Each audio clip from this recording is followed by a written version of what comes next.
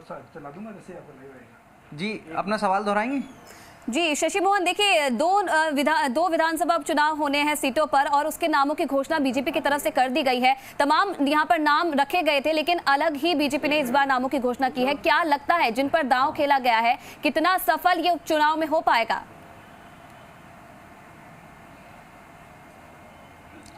देखिए, सफलता भविष्य के गर्भ में है, लेकिन इस सफलता को साकार करने में जिन चेहरों की अहम भूमिका होगी उनमें से एक नेता प्रतिपक्ष गुलाब चंद कटारिया हमारे साथ मौजूद हैं। उनसे बात करते हैं। कटारिया जी, ये जो दो नाम हुए, कितनी आप सफलता की उम्मीद मानते हैं? क्योंकि आपने कहा था कि मेवाड़ में आपको लोग मानते हैं, स्वीकार करते हैं, आप कार्यकर्ता के रूप में वहाँ आगे बढ़े हैं और पार्टी जिसको भी टिकट देगी उसको जिता कर।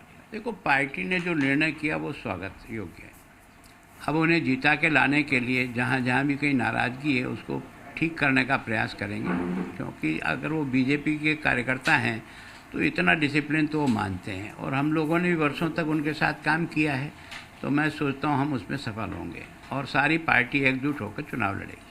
आप एकजुटता की बात कर रहे हैं, सफलता की बात कर रहे हैं, लेकिन जो उदयलाल डांगी पिछले लंबे समय से काम कर रहे थे, संगठन जिन्होंने खड़ा किया, वो वंचित हो गए। वो कल ही रात को टिकट नामांकन दाखिल करने की घोषणा कर चुके थे। इसी तरह जो कन्हैयालाल मीणा, जो गौतम लाल मीणा के पुत्र थे, ये माना जा रहा था कि सहानुभूति लहर उनके पक्ष में जा सकती है, वो भी अब मायूस हो गए, जबकि उनका भी तय हो गया था कि नामांकन भर रहे हैं आप। देखो, वैसे जब से नाम गए हैं दिल्ली, ये दो ही नाम थे। मतलब उदयलाल जी का नाम भी था और हिम्मत सिंह जी का भी नाम था। वहाँ भी ये दोनों ही नाम थे, कन्हैयालाल जी का भी था और खेत सिंह का भी नाम था। तो सामान्य तो जो यहाँ डिस्कस होकर पैनल गया वही पैनल है। अब उसके बाद कुछ दिल्ली वालों ने भी कुछ छानबीन की होगी, कुछ बातें की होगी और उसके बाद उन्होंने जो पार्टी हित में होगा, मैं जहाँ तक समझता हूँ कन्हैयालाल के यहाँ जहाँ तक आया था उसमें एक विषय आया था कि सामान्यतः पार्टी एक लाइन पे अब आगे बढ़ रही है कि परिवारवाद को हम पार्टी में ज़्यादा सहज नहीं देंगे। तो मैं सोचता हूँ शायद उस कारण से उनको विचार करना पड़ा। रहा सवाल यहाँ कि ये हिम्मत सिंह जी भी काम तो कर रहे हैं, चैरिटी भी कर रहे हैं और उस एरिया में जाना पहचाना नाम है, इसमें तो कोई दौरा नहीं। लेकिन ये बात सच है कि उदयलाल ने पिछले 2-2.5 साल में काम किया था, लेकिन कैंडिडेट के बारे में निर्णय जो होता है वो किसी व्यक्ति का नहीं होता है, वो निर्णय सबका सामूहिक होता है और हम सब उस डिसिप्लिन पार्टी के कार्यकर्ता हैं जो निर्णय की पालना भी करते हैं और उसको सफलता की ओर ले जाने में भरसक प्रयत्न करते हैं। उदयलाल डांगी और कन्हैयालाल में से किसी के बागी होने की आशंका मुझे तो नहीं लगती है। अगर किसी के मन में आएगा तो भी उनको समझाइश करके पार्टी हित में उनको जोड़ेंगे। लेकिन उदयलाल डांगी तो कल ही घोषणा कर चुके थे नामांकन दाखिल करने की। अभी भी उनके समर्थकों से बातचीत चल रही है। मेरी उनके परिवार के लोगों से बात हुई, बोले राय मशविरा कर रहे हैं। देखो, उस बारे में मुझे भी उन्होंने सूचना दी थी कि मेरी मुहूर्त कल ही आ रहा है, मैं एक बार कल ही फार्म भारतीय जनता पार्टी से भरूंगा। मैंने उनको बता दिया था तुम भारतीय जनता पार्टी से भरोगे और अधिकृत कैंडिडेट नहीं होंगे, तुम्हारा फार्म वैसे ही रिजेक्ट हो जाएगा। तो मैं सोचता हूँ इंतज़ार कर लो, पार्टी की घोषणा हो जाने तो उसके बाद करो। इतनी बात तो मेरी ज़रूर हुई थी।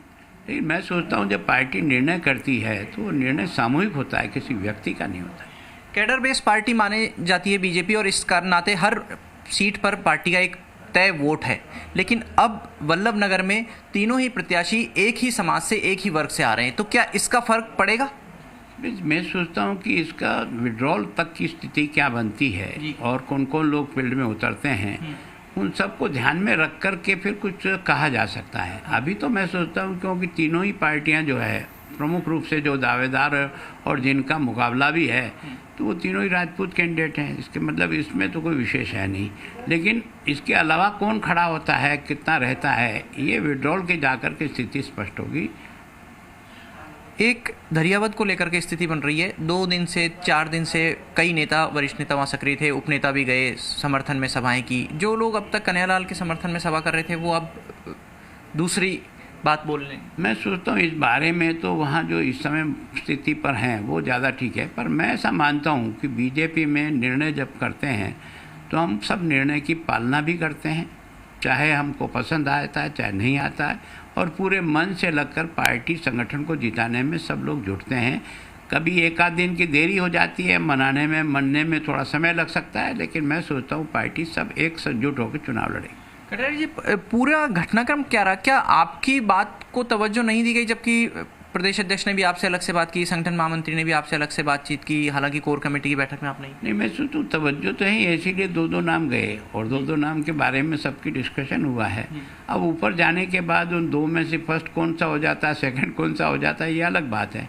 लेकिन मैं सोचता हूँ दोनों के बारे में जो कुछ हमारी जानकारी फील्ड की थी वो हमने अध्यक्ष जी को और संगठन महामंत्री जी ने व्यक्तिगत आकर के बातचीत करके दे दी, उन्होंने ऊपर कन्वे की होगी उसके आधार पर। लेकिन अब से पहले तो उपचुनाव में प्रदेश इकाई को ही ज़्यादा सुना जाता रहा है। सामान्यतः क्या है कि अधिकांश जो है ना यहाँ के प्रमुख लोग बैठ कर के ही कोई पैनल, तो कोर कमेटी की जिस दिन मीटिंग थी उस दिन कुछ लोगों ने मिला, मैं उसमें उपस्थित नहीं हो पाया था। तो मैं 4 तारीख को मेरी अध्यक्ष जी से बात हुई और कल सवेरे मेरी संगठन महामंत्री जी से भी बात हुई है। तो मैं सोचता हूँ मैंने अपने विषय की जो जानकारी मुझे फील्ड की है वो मैंने उनको दी है, और उन सब बातों के बाद में जो पार्टी निर्णय किया वो स्वागत योग्य है, और जिताने के लिए भरसक प्रयत्न करके जो नाराज़गी भी है उन कार्यकर्ताओं को समझाइश करके एकजुट करेंगे। दोनों प्रत्याशी कांग्रेस का मुकाबला कर पाएंगे, कांग्रेस के चेहरों का? कौन मुकाबले में तो कोई दिक्कत है ही नहीं है। वल्लभ नगर में क्योंकि जाति समीकरण किस तरफ बैठ जाता है वो थोड़ा सा देखना पड़ेगा। दरियावद में कोई दिक्कत नहीं आएगी, दरियावद में थोड़ा सा मनमुटाव होगा, उस मनमुटाव को निकालने के लिए प्रयत्न करना पड़ेगा। आपकी चॉइस में कौन बेहतर प्रत्याशी होते दोनों सीटों पर? मेरी चॉइस थी वो मैंने पार्टी को दे दी, और निर्णय जब पार्टी का होता है तो उसमें मेरा निर्णय भी शामिल होता है। मेरा कोई अलग से निर्णय नहीं, मैं उसकी लकीर को पकड़े बैठा रहता हूँ। मैं एक कार्यकर्ता हूँ सामान्य, और संगठन का ही काम करता हूँ। तो विषय रखना तो हर एक को अपनी आज़ादी है, लेकिन रखने के बाद जब निर्णय होता है तो सबका निर्णय है कि स्वीकार योग्य होता ही है। चाहे वो निर्णय मेरा ही था और दूसरों को भले अच्छा न लगा हो तो भी निर्णय है। वल्लभ नगर में बीजेपी से राजपूत चेहरा आने पर भविष्य में सीपी जोशी जी को थोड़ी आराम होगा चित्तौड़गढ़ संसदीय क्षेत्र? मैं सोचता हूँ ऐसा नहीं है।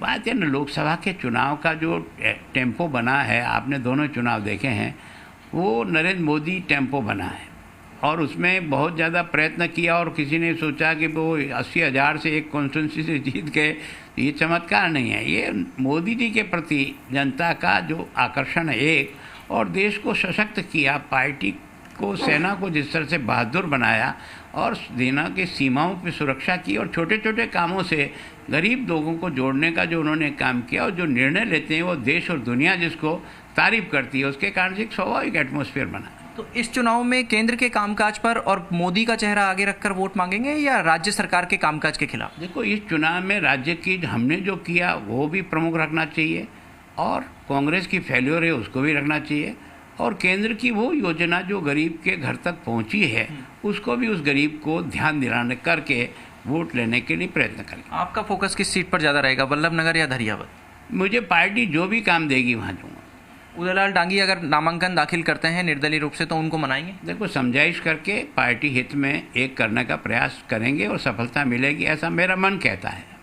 तो नेता प्रतिपक्ष गुलाबचंद कटारिया कह रहे हैं कि समझाइश करने की पूरी कोशिश की जाएगी, वहीं उदयलाल डांगी के जो समर्थक हैं वो लगातार बैठ के कर रहे हैं, वो ये मानस देख रहे हैं, कार्यकर्ताओं का मन टटोल रहे हैं कि आखिर नामांकन दाखिल किया जाए या नहीं किया जाए निर्दलीय प्रत्याशी के रूप में। लेकिन रोचक मुकाबला होने वाला है।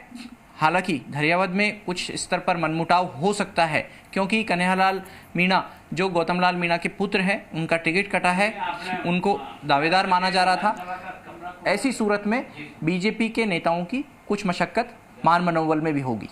जी बिल्कुल, कहीं ना कहीं। चलिए अविनाश, आपके पास आना चाहूंगी। देखिए, जिस तरीके से नेता